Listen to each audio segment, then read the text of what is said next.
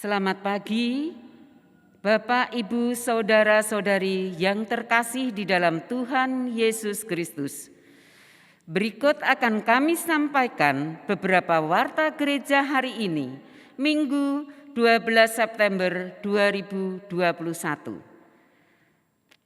Yang pertama, Majelis Jemaat GKI Boyolali beserta segenap anggota jemaat mengucapkan terima kasih kepada Bapak Agustinus Budi Santoso atas pelayanan firman hari ini di GKI Boyolali. Saudara-saudara yang terlibat dalam pelayanan di kebaktian ini, kiranya Tuhan memberkati pelayanan kita. Yang kedua, kepenatuaan.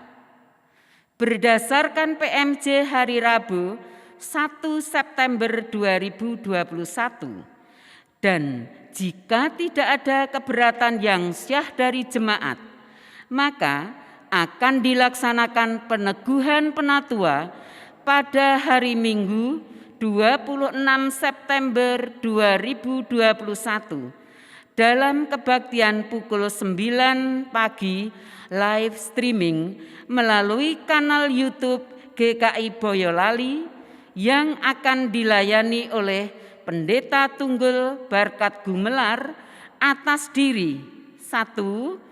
Saudari Poppy Erlina Dewi, alamat Sidomulyo, RW 1 RT 04 Pulisen Boyolali. Yang kedua, Bapak Slamet Raharjo, alamat Madumulyo RW 04 RT 1 Pulisen Boyolali. Kiranya segenap anggota jemaat dapat turut mempertimbangkan dan memberi dukungan doa kepada para calon penatua. Yang ketiga, jadwal kebaktian GKI Boyolali. Diberitahukan ke jemaat dan simpatisan GKI Boyolali bahwa selama bulan September ibadah tetap dilaksanakan secara online melalui kanal YouTube GKI Boyolali pukul 9 pagi dan siaran melalui radio CJDW FM 107 MHz pada pukul 19 sore WIB sampai pemberitahuan lebih lanjut. Demikianlah warta jemaat hari ini. Warta selengkapnya dapat dibaca dalam warta jemaat hari ini. Selamat beribadah, Tuhan Yesus memberkati.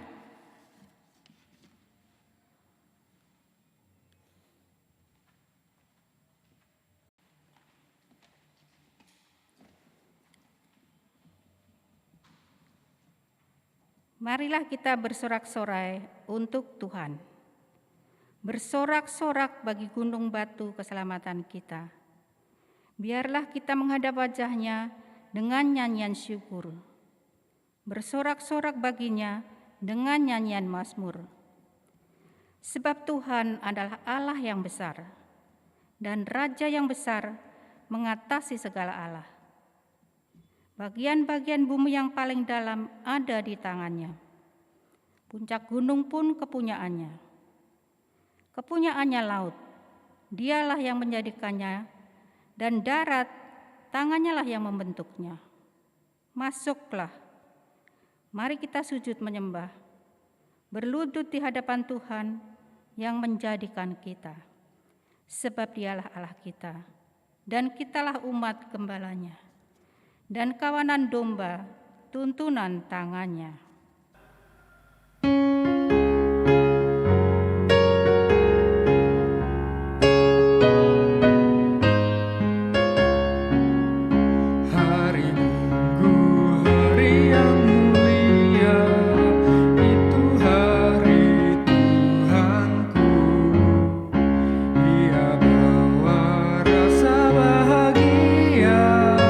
Masuk dalam hatiku.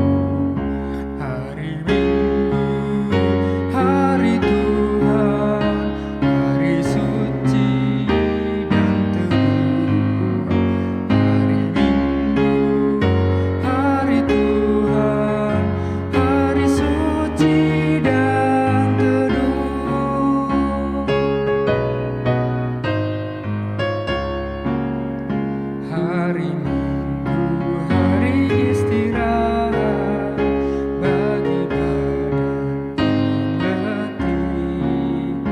Firman Tuhan turun bawa nikmat untuk hati yang sedih. Hari Minggu, hari Tuhan, hari suci dan teduh.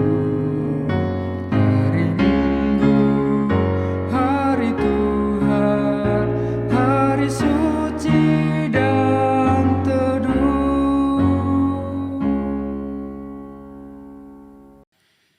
Jemaat yang terkasih, kebaktian ini berlangsung di dalam satu keyakinan bahwa pertolongan kita adalah di dalam nama Tuhan yang menjadikan langit dan bumi. Amin,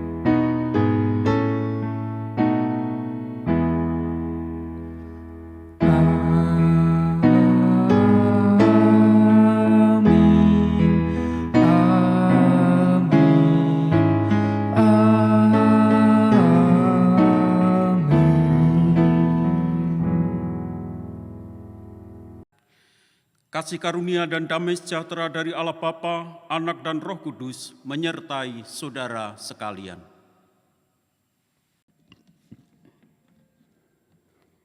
Saudara-saudari, tema kebaktian kita saat ini adalah apa katamu tentang aku? Tema ini mengingatkan kita kepada pertanyaan Yesus kepada murid-muridnya. Melalui tema ini, kita diajak untuk dapat memandang Yesus sebagai Mesias yang menderita dalam ketaatan kepada Allah, dan bukan sebagai Mesias yang memuaskan ambisi pribadi.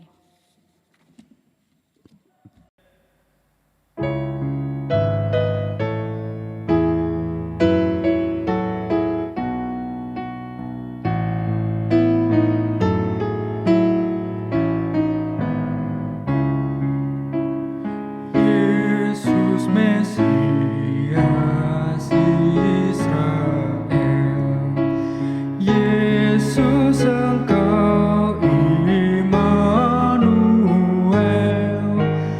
Yesus harapan dunia, Juru selamat Dikaulah.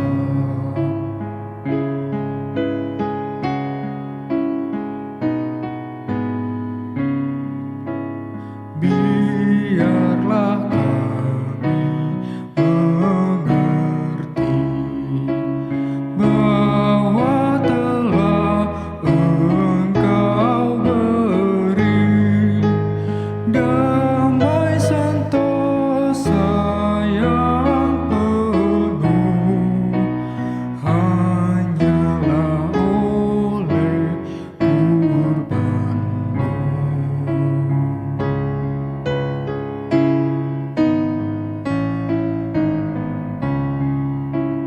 Petrus mengaku segera, Kaulah Mesias mulia, tapi menolak ujar-Mu bahwa sengsara Kau tempuh.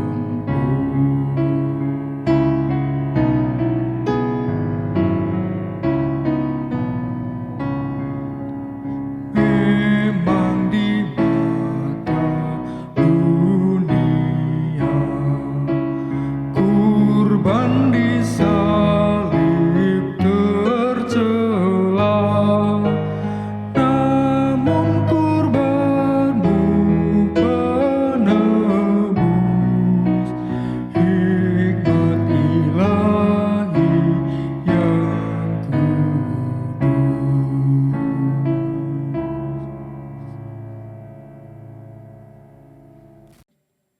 Saudara-saudari, bersama dengan pemazmur, marilah kita mengakui kelemahan kita di hadapan Allah, seperti yang terdapat di dalam Mazmur 116.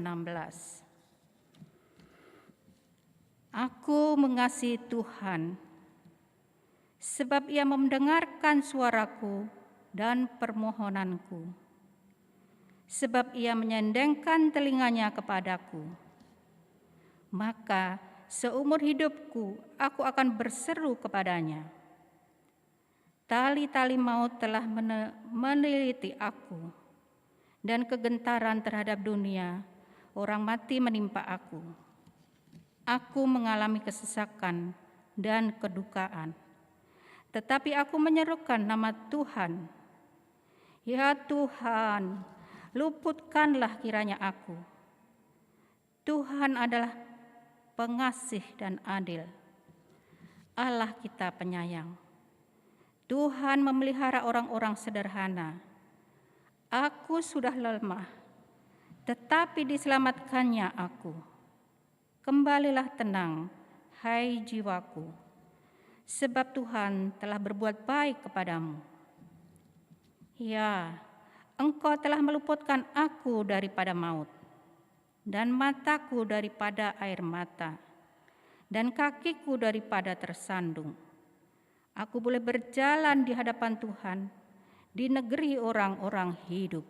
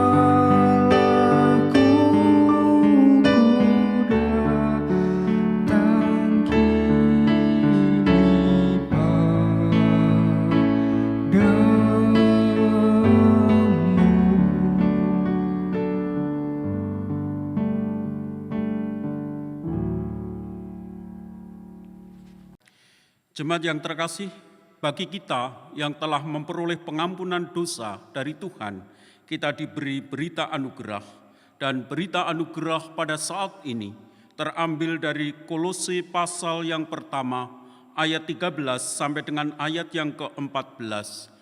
Ia telah melepaskan kita dari kuasa kegelapan dan memindahkan kita ke dalam kerajaan anaknya yang terkasih. Di dalam Dia kita memiliki penebusan kita, yaitu pengampunan dosa. Demikianlah berita anugerah dari Tuhan.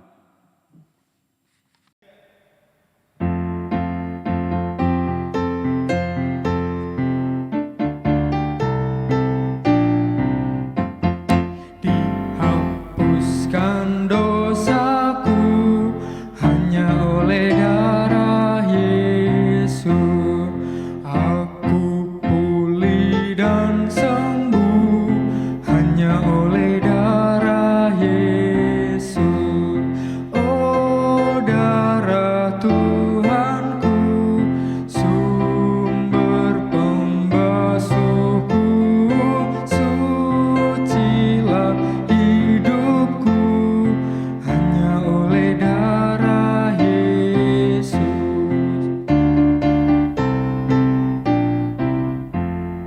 Pengampunan dosaku hanya oleh darah Yesus. Penyucian hidupku hanya oleh darah Yesus. Oh, darah Tuhanku, sumber pembasuhku, sucilah hidupku hanya oleh darah Yesus.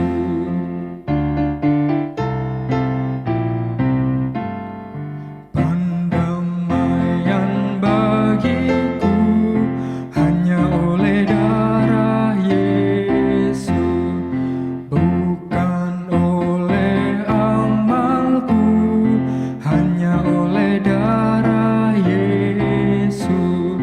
Oh, darah Tuhanku, sumber pembasuhku, sucilah hidupku hanya oleh darah Yesus.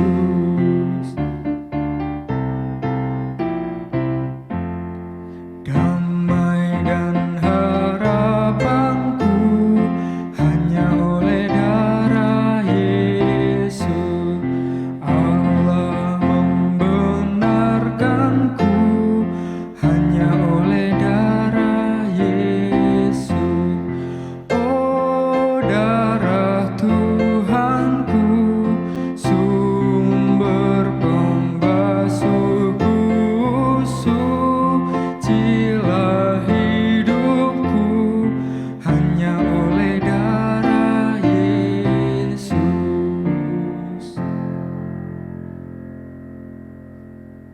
Jemaat yang terkasih, mari sebelum kita bersama-sama merenungkan firman Tuhan, kita terlebih dahulu berdoa. Mari kita berdoa. Bapa di dalam surga, pada saat ini ya Tuhan, kami akan bersama-sama merenungkan firman Tuhan. Kami mohon kiranya Roh Kudus hadir di tengah-tengah kami dan memberkati jam pemberitaan firman Tuhan ini. Pakai hamba-Mu yang penuh dengan keterbatasan ini untuk boleh menyampaikan akan kebenaran firman-Mu. Mari ya Tuhan, berbicaralah kepada kami dan kami siap untuk mendengarkannya. Di dalam nama-Mu ya Yesus, kami berdoa. Amin. Firman Tuhan yang hendak kita baca pada saat ini terambil dari Injil Markus pasal yang ke-8, ayat yang ke-27 sampai dengan ayat yang ke-38.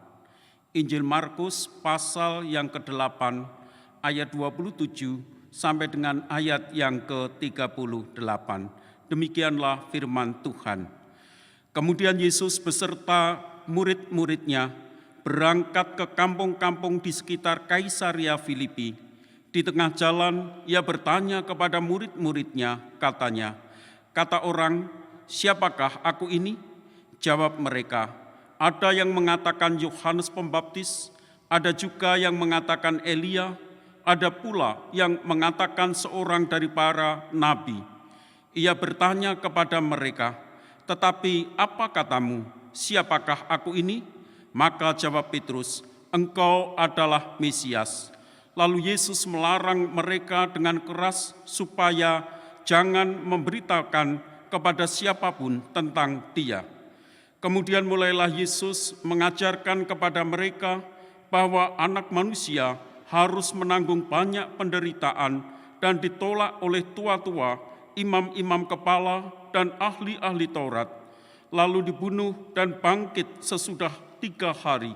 Hal ini dikatakannya dengan terus terang, tetapi Petrus menarik Yesus ke samping dan menegur dia. Maka berpalinglah Yesus dan sambil memandang murid-muridnya, ia memarahi Petrus, katanya, "Enyahlah iblis, sebab engkau bukan memikirkan apa yang dipikirkan Allah, melainkan apa yang dipikirkan manusia." Lalu Yesus memanggil orang banyak dan murid-muridnya dan berkata kepada mereka, "Setiap orang yang mau mengikut aku, ia harus menyangkal dirinya, memikul salibnya, dan mengikut aku. Karena siapa yang mau menyelamatkan nyawanya, ia akan kehilangan nyawanya. Tetapi barang siapa kehilangan nyawanya karena aku dan karena Injil, ia akan menyelamatkannya. Apa gunanya seorang memperoleh seluruh dunia, tetapi ia kehilangan nyawanya? Karena apakah yang dapat diberikannya sebagai ganti nyawanya? Sebab barang siapa malu karena aku dan karena perkataanku di tengah-tengah angkatan yang tidak setia dan berdosa ini, Anak Manusia pun akan malu karena orang itu apabila ia datang kelak dalam kemuliaan Bapanya diiringi malaikat-malaikat kudus. Demikianlah Injil Yesus Kristus. Yang berbahagia ialah setiap kita yang mau mendengarkan sabda Tuhan dan yang mau memberlakukannya di dalam kehidupannya setiap hari. Haleluya.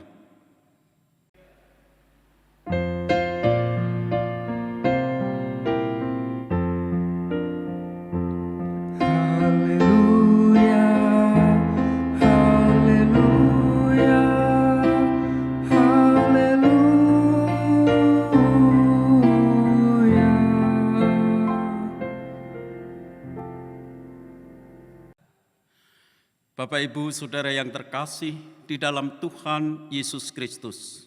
Puji Tuhan, kalau pada saat ini kita kembali diizinkan oleh Tuhan untuk dapat beribadah kepada-Nya.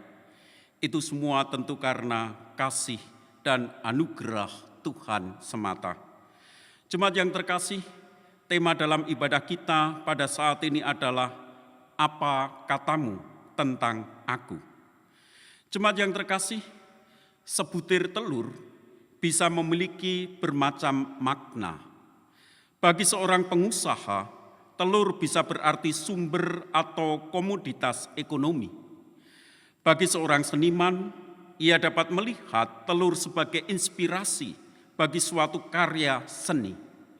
Dan bagi seorang teolog, ia mungkin melihat ada Tuhan di balik telur tersebut dan seterusnya. Tentu semua itu adalah benar, sebab begitulah hakikat dan arti telur itu. Tergantung dari mana orang melihatnya. Inilah yang disebut paradigma, persepsi, atau sudut pandang. Stephen Covey, pakar Amerika yang menulis buku The 7 Habits of Highly Effective People, mengatakan bahwa paradigma merupakan sumber dari sikap dan perilaku kita. Kita masing-masing cenderung berpikir bahwa kita melihat segala sesuatu sebagaimana adanya. Kita beranggapan bahwa kita sudah objektif dalam menilai sesuatu. Namun, pada kenyataannya tidaklah demikian. Kita melihat dunia bukan sebagai dunia adanya, melainkan sebagaimana kita adanya, atau sebagaimana kita terkondisikan untuk melihatnya. Bila sudut pandang kita luas, maka cakrawala kita pun luas. Bila sudut pandang kita sempit, maka cakrawala kita pun sempit. Bila kita hanya terpaku pada satu teori, maka kita mudah untuk menolak teori lainnya. Bila kita hanya setuju kepada satu opini, maka sulit bagi kita untuk membuka ruang bagi opini yang lain. Demikian juga halnya dengan pengenalan kita terhadap Yesus. Sejauh mana pengenalan kita kepada Yesus akan menentukan penilaian kita tentang siapa Yesus. Penilaian yang benar tentang siapa Yesus akan menentukan sejauh mana kita akan taat kepada Yesus dan meneladani apa yang Yesus lakukan dalam kehidupan kita. Demikian sebaliknya, penilaian yang salah tentang Yesus akan berakibat pada ketidaktaatan kita pada Yesus, dan kita akan memiliki kecenderungan untuk melakukan segala sesuatu menurut kehendak kita, bukan menurut kehendak Yesus. Jemaat yang terkasih, untuk bisa memahami siapa itu Yesus secara benar, marilah kita merenungkan lebih dalam firman Tuhan yang menjadi bacaan kita pada saat ini. Jemaat yang terkasih, dalam Injil Markus yang menjadi bacaan kita tadi, diceritakan bahwa pada saat Yesus bersama murid-murid sedang berjalan dari Betsaida ke desa-desa di sekitar Kaisarea Filipi, di tengah perjalanan Yesus bertanya kepada para murid, kata orang, "Siapakah aku ini?" Ada 3 jawaban yang disampaikan oleh murid-murid Yesus. 3 jawaban tersebut mewakili pendapat orang banyak mengenai siapakah Yesus. Pertama, ada yang mengatakan Yohanes Pembaptis. Kedua, ada yang mengatakan Elia. Dan yang ketiga, ada yang mengatakan seorang dari para nabi. Nah, pandangan orang banyak ini menunjukkan bahwa mereka menggolongkan Yesus itu sebagai kelompok orang yang bukan sembarangan. Yohanes Pembaptis yang telah dibunuh oleh Herodes adalah tokoh yang sangat dihormati oleh orang-orang Yahudi pada waktu itu. Nabi Elia adalah nabi besar dalam perjanjian lama yang dipercaya oleh orang-orang Yahudi akan datang kembali sebelum akhir zaman untuk memperbaharui segala sesuatu sebelum Mesias yang sesungguhnya datang. Dan ketika ada yang menyebut Yesus termasuk seorang dari para nabi, menunjukkan bahwa mereka sangat menghormati Yesus dan memandangnya sebagai kelompok orang yang bukan sembarangan. Jemaat yang terkasih, pandangan atau penilaian itu tentu didasarkan atas apa yang telah mereka lihat selama ini, tentang apa yang telah dilakukan oleh Yesus. Mereka melihat banyaknya mujizat yang telah dilakukan oleh Yesus dan mendengar bagaimana Yesus mengajar dengan penuh hikmat dan penuh kuasa, dan itu menjadi dasar penilaian mereka terhadap Yesus. Nah, setelah Yesus mendengar jawaban murid-murid tentang penilaian orang tentang dirinya, Yesus kemudian bertanya kepada murid-muridnya, "Tetapi apa katamu? Siapakah aku ini?" Sama seperti ketika Yesus ingin mendengar dari murid-murid kata orang, "Siapakah aku ini?" Demikian juga ketika Yesus ingin mendengar sendiri dari murid-murid, "Tetapi apa katamu? Siapakah aku ini?" adalah dalam rangka ingin mengetahui sejauh mana orang banyak dan juga secara khusus para murid-murid mengenal Yesus setelah sekian lama Yesus mengajar dengan penuh kuasa dan membuat banyak mujizat dalam pelayanannya di tengah-tengah mereka. Terhadap pertanyaan Yesus tersebut tentang "Tetapi apa katamu? Siapakah aku ini?" Petrus kemudian menjawab, "Engkau adalah Mesias." Mesias atau Kristus yang artinya yang diurapi. Nah, jemaat yang terkasih, dalam tradisi perjanjian lama, para imam dan raja Israel diurapi dengan minyak sehingga keduanya mendapat gelar Mesias.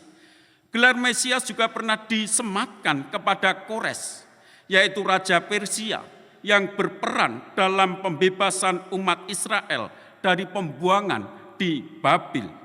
Dalam zaman Perjanjian Baru, gelar Mesias dikenakan pada raja yang akan datang untuk mendirikan kembali kerajaan atau kejayaan seperti pada zaman Daud.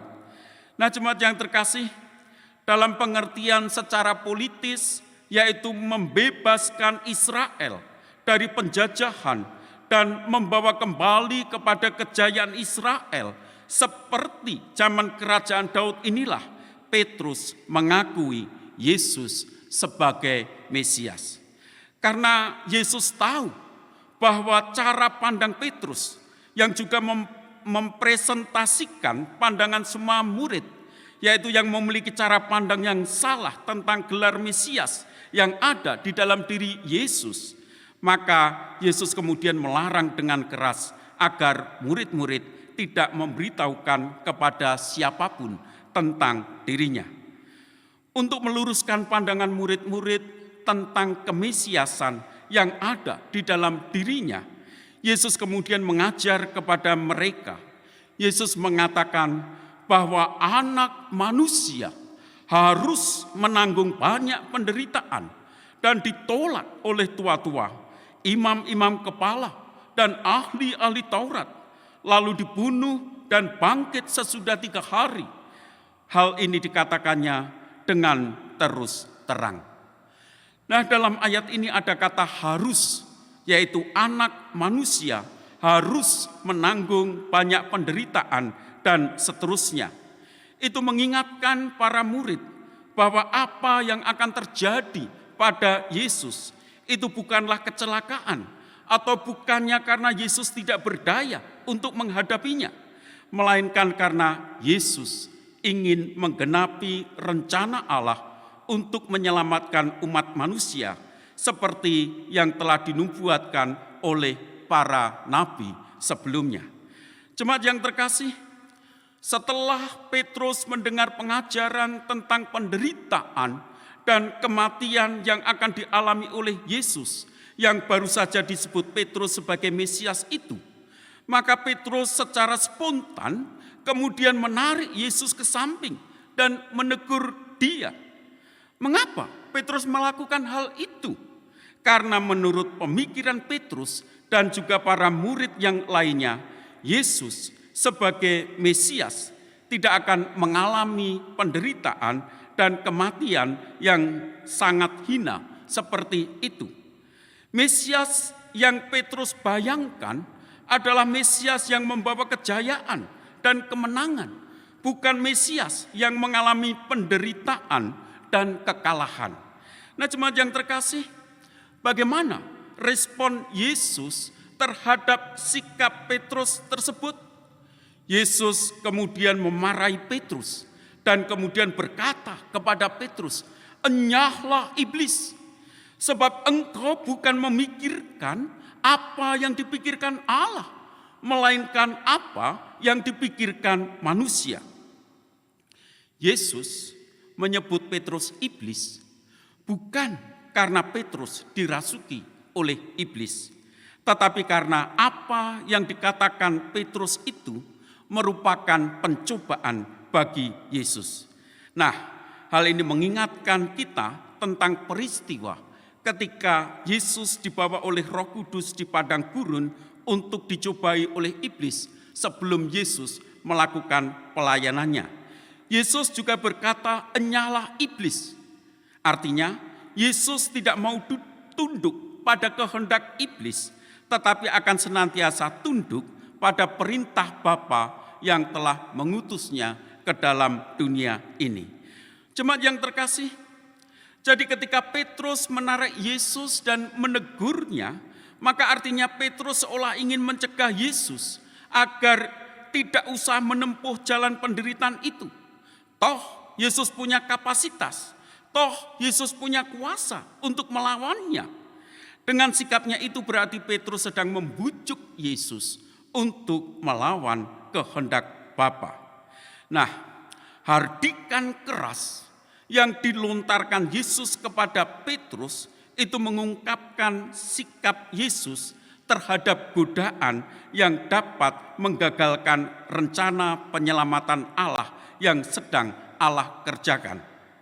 Kalau saja Yesus mau menuruti apa yang disarankan Petrus, yang berarti melawan kehendak Bapa untuk menghadirkan kerajaan Allah, dan mau mewujudkan pengharapan orang Yahudi mengenai Mesias, maka Yesus akan mulia sebagai Raja yang berkuasa.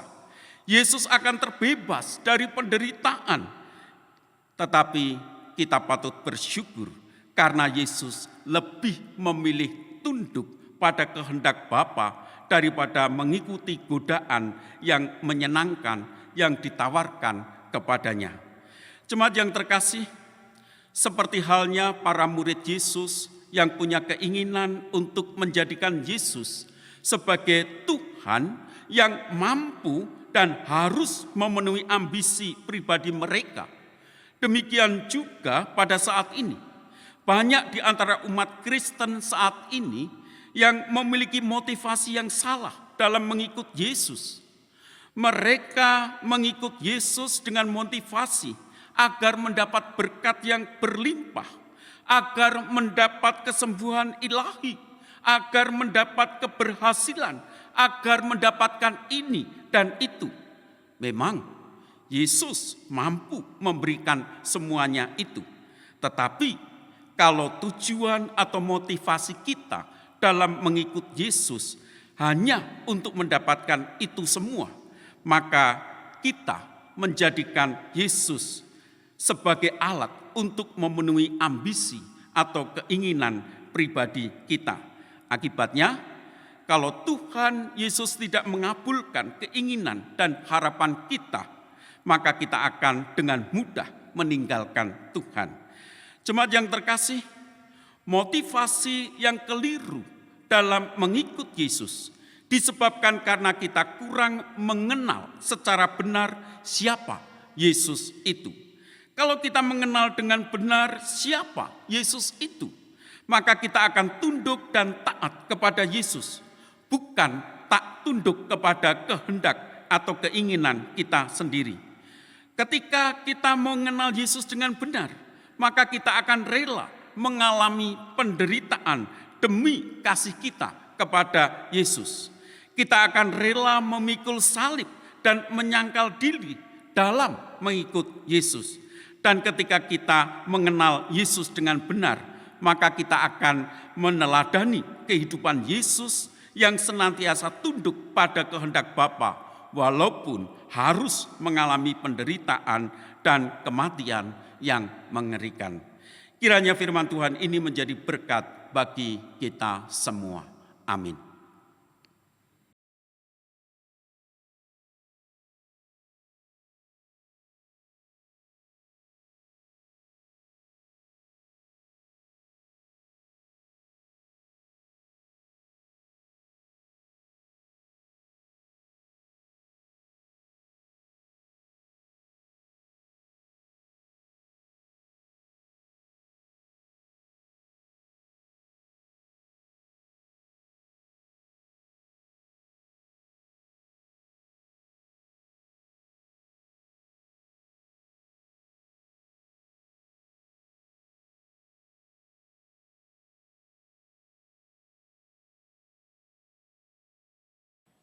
Saudara-saudara, marilah kita mengikrarkan pengakuan iman kita seturut dengan pengakuan iman rasuli.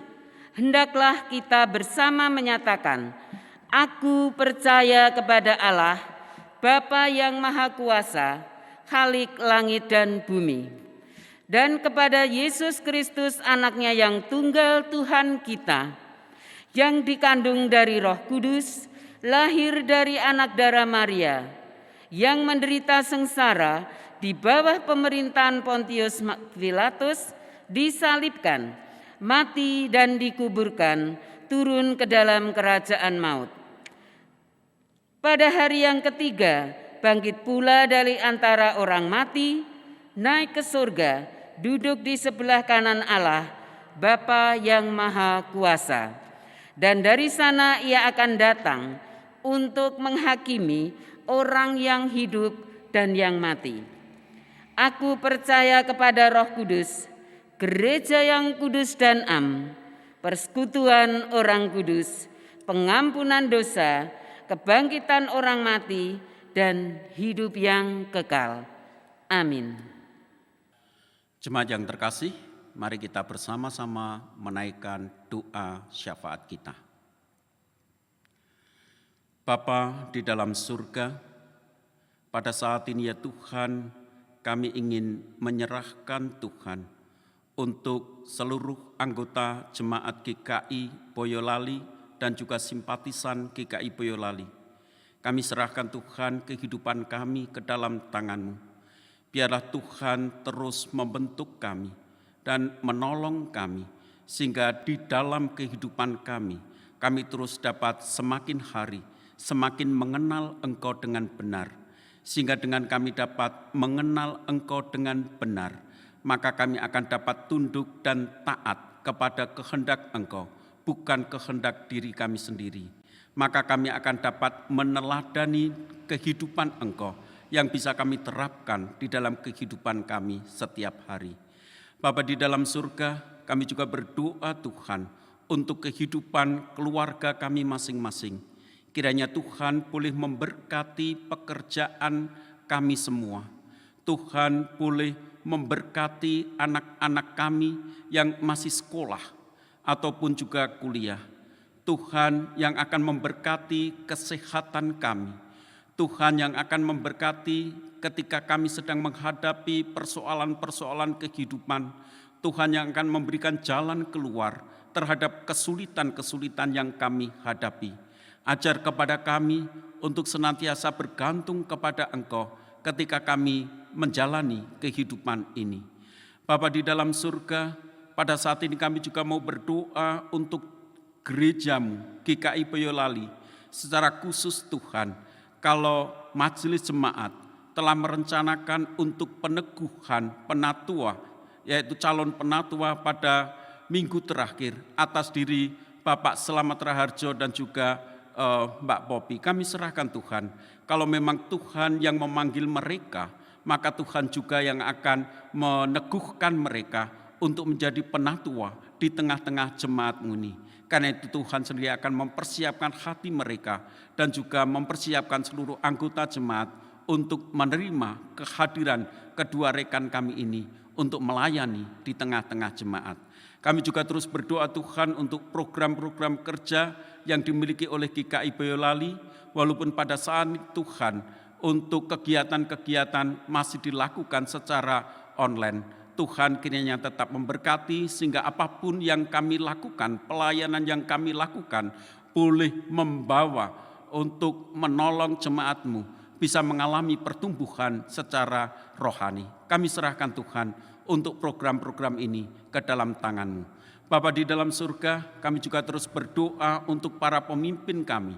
Tuhan kiranya memberikan hikmat dan kebijaksanaan untuk pemimpin kami, baik yang ada di pusat maupun yang ada di daerah, supaya ketika mereka memimpin bangsa dan negara ini, mereka sungguh-sungguh dapat memiliki rasa takut kepada Engkau, memiliki kebijaksanaan dan hikmat yang berasal dari Engkau, sehingga mereka dapat memimpin bangsa ini dengan baik, secara khusus dalam rangka untuk mengatasi pandemi COVID-19.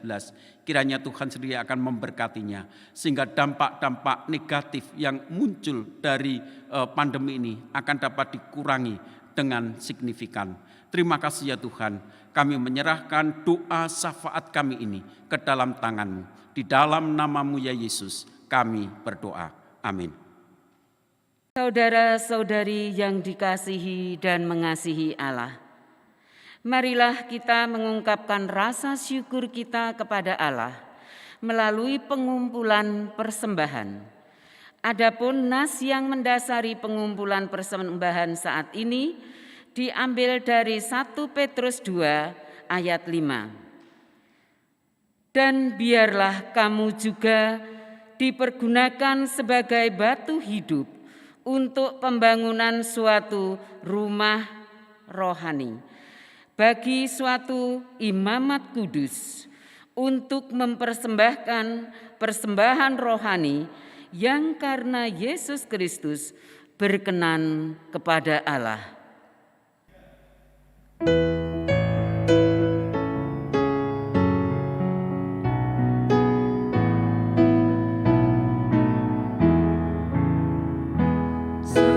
Sekarang beri syukur, hai hati mulut tangan, sempurna dan besar segala karya Tuhan, diberinya kita pun anugerah yang berkat yang tak terbilang terus semula dan tetap.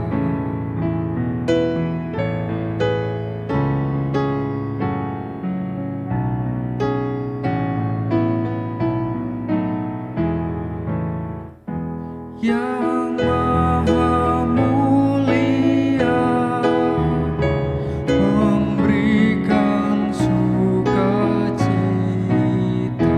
damai sejahtera di dalam hidup kita, kasih-Nya tak terperi, mengasuh anaknya, tolongannya besar seluas dunia.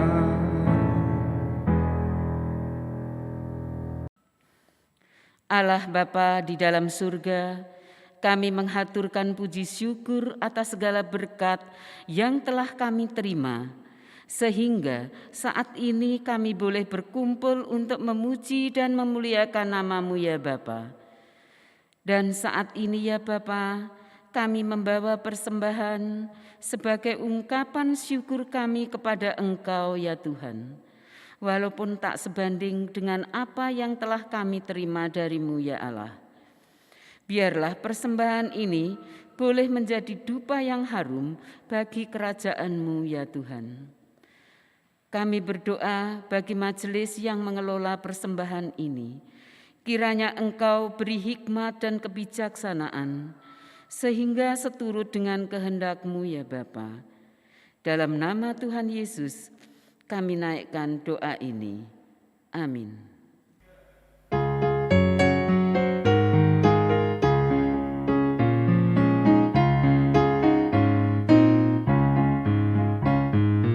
Ikut Engkau saja Tuhan, jalan damai bagiku. Aku selamat dan sentosa hanya oleh darah-Mu.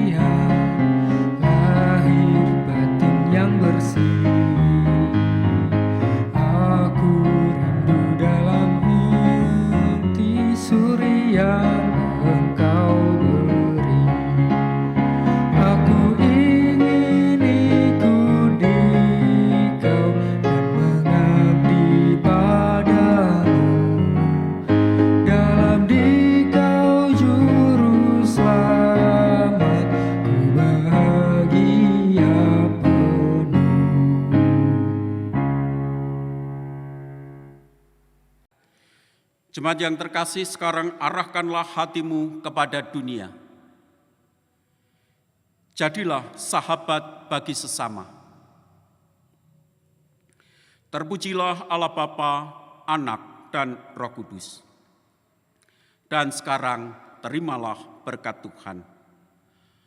Tuhan memberkati kita dan melindungi kita. Tuhan menyinari kita dengan wajah-Nya dan memberi kita kasih karunia. Tuhan menghadapkan wajah-Nya kepada kita dan memberi kita damai sejahtera. Amin.